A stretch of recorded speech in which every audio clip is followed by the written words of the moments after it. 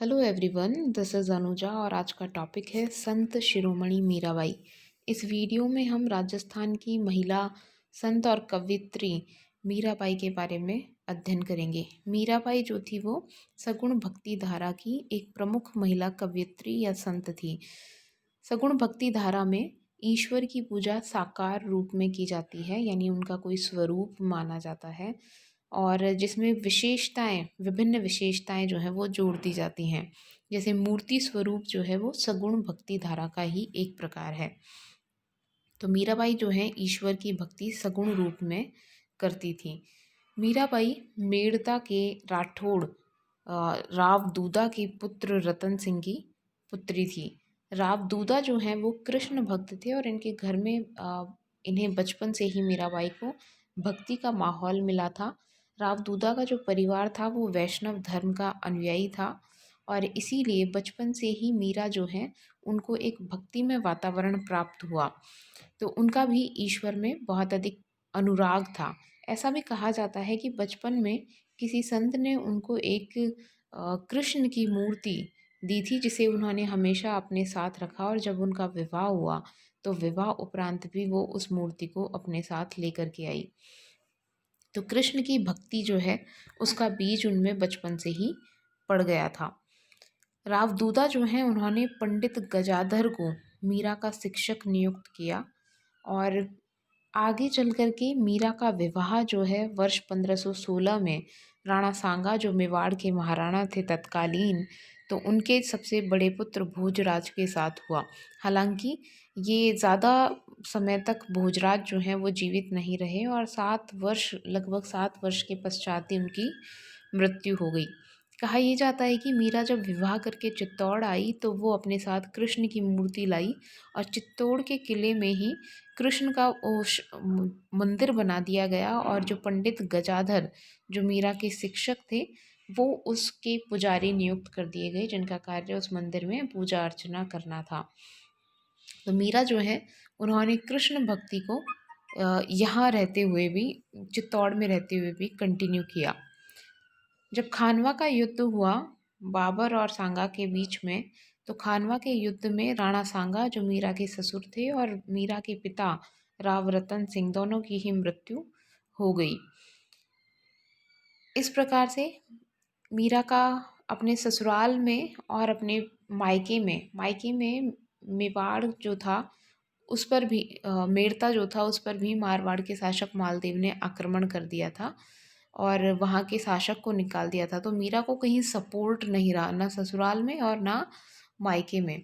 मेवाड़ में राणा सांगा की मृत्यु के बाद में कुंवर रतन सिंह शासक बने और फिर उसके बाद विक्रमादित्य शासक बना। मीरा जो थी वो वैष्णव धर्म को मानने वाली थी और ये दोनों जो शासक थे वो शैव संप्रदाय को मानने वाले थे। इसके साथ ही मीरा जो थी विभिन्न संतों की मंडलियों में भजन कीर्तन करती रहा करती थी और सत्संगों में भाग लेती थी और उस समय के समाज के अनुसार स्त्रियों का घर से बाहर निकलना और विभिन्न संतों की टोलियों में ऐसे घूमना और संगीत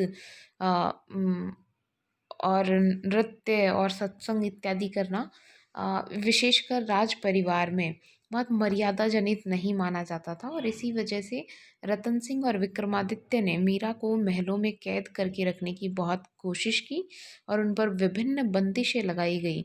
उनके साथ बहुत ही कठोर व्यवहार किया गया, लेकिन मीरा ने इन सब को टॉलरेट किया कुछ समय तक। और इसके बाद में मीरा जब मेवाड़ में नहीं रह पाई तो मेवाड़ को छोड़कर मेड़ता आ गई अपने मायके में। किंतु इस समय मेड़ता का जो शासक था वीरम देव, उसको मालदेव ने पराजित कर दिया था और इसीलिए वीरम देव को भी मेड़ता छोड़ना पड़ा। तो मीरा को मेड़ता में भी कोई सब सहारा या आश्रय जो है वो नहीं मिल पाया।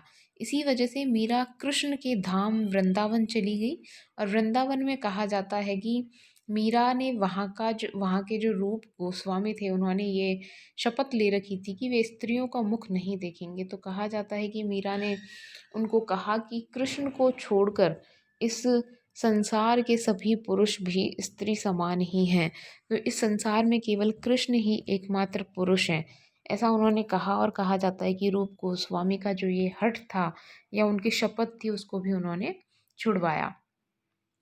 इसके पश्चात मीरा जो है वृंदावन को छोड़ कर के द्वारका चली गई और द्वारका में वहाँ कृष्ण मंदिर में रहते हुए अपना ध्यान भक्ति में लगाने लगी कृष्ण की। इस समय मीरा के चचेरे भाई मेड़ता के जयमल राठौड़ ने जब मेड़ता पर अधिकार कर लिया तो उसके बाद उन्होंने मीरा को वापस द्वारिका से मेड़ता बुलाना चाहा और इसके लिए इन्होंने पंडितों को द्वारका भेजा। जब मीरा ने आने से इनकार कर दिया तो उन पंडितों ने हट करके और कृष्ण का जो मंदिर जिसमें मीरा पूजा अर्चना किया करती थी उस मंदिर के बाहर ही उन्होंने डेरा डाल दिया, एक तरीके से हट कर लिया कि जब तक मीरा वापस नहीं लौटेंगी तब तक वो अन्न जल का त्याग कर देंगे। तो मीरा जो थी वो ब्रह्म हत्या का पाप स्वयं नहीं लेना चाहती थी। ऐसा कहते हैं कि मीरा ने उस ऐसी अ, ऐसी कहानी या ऐसी बात प्रचलित रही है कि मीरा ने उस मंदिर में कृष्ण से ये अनुरोध किया कि वो ना तो मंदिर को कृष्ण को छोड़ कर के जाना चाहती हैं वहाँ से और ना ही उन ब्राह्मणों की हत्या का दोष अपने ऊपर लगने देना चाहती हैं।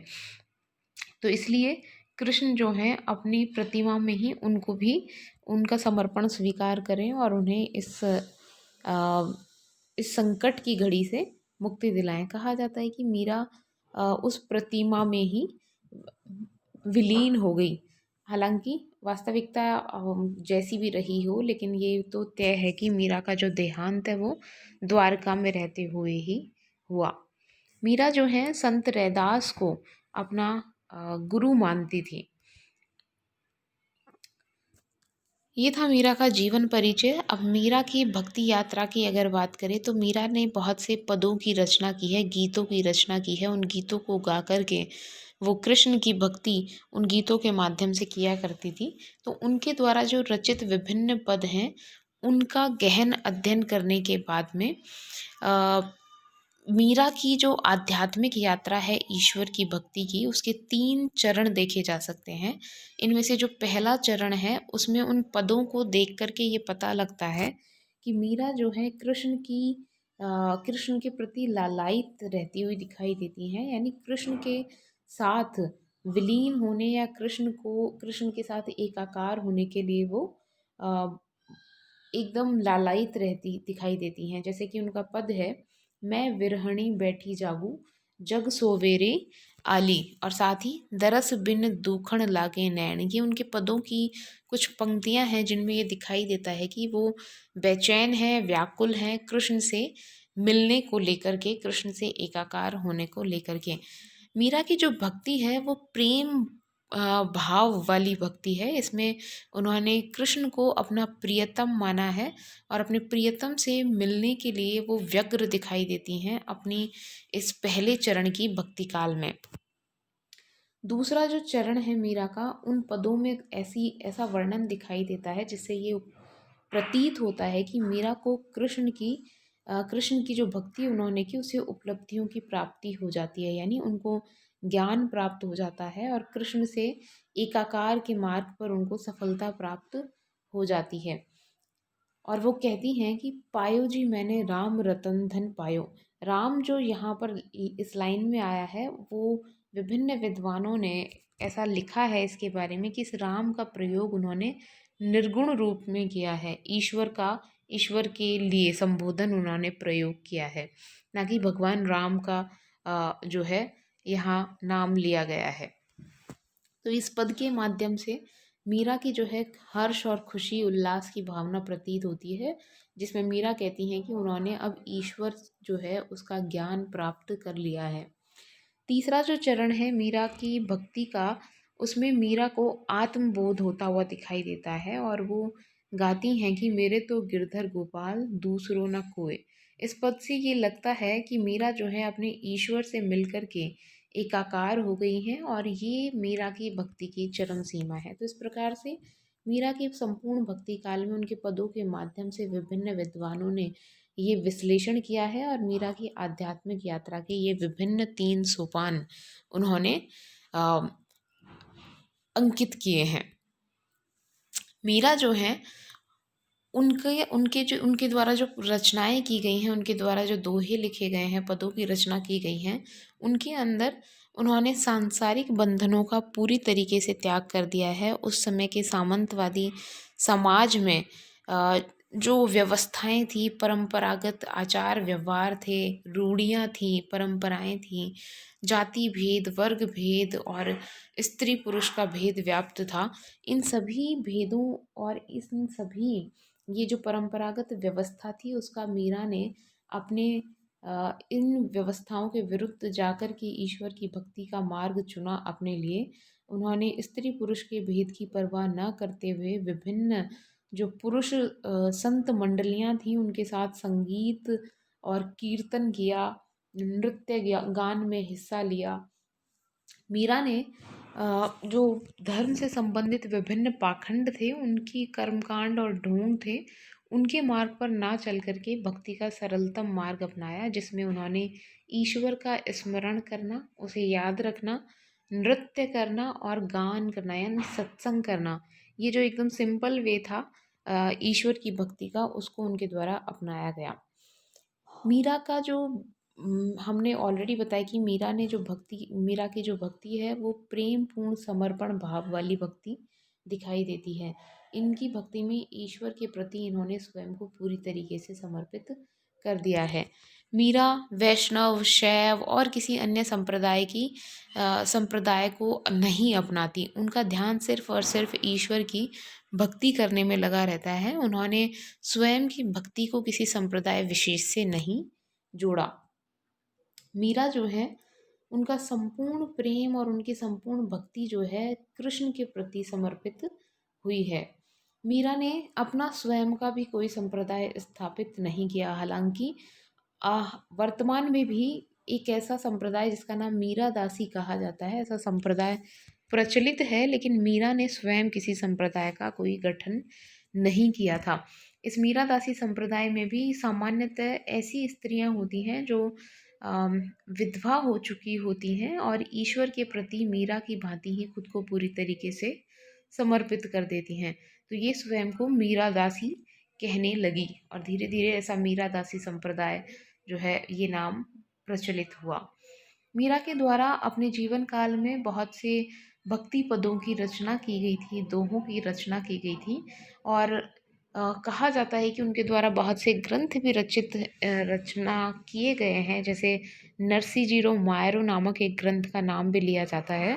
लेकिन विद्वानों में इसके ऊपर बहुत विभेद है, यानी एक मत नहीं हो पाए हैं विद्वान की मीरा के द्वारा इन काव्य ग्रंथों की रचना की गई या नहीं की गई। लेकिन मीरा के जो पद हैं उनके अंदर भक्ति की जो भावना दिखाई देती है वो अनमोल है और इसीलिए महादेवी वर्मा जो है उन्होंने कहा है कि मीरा के पद विश्व के भक्ति साहित्य के रत्न हैं। तो मीरा के पदों की महत्ता इस बात से स्पष्ट हो जाती है।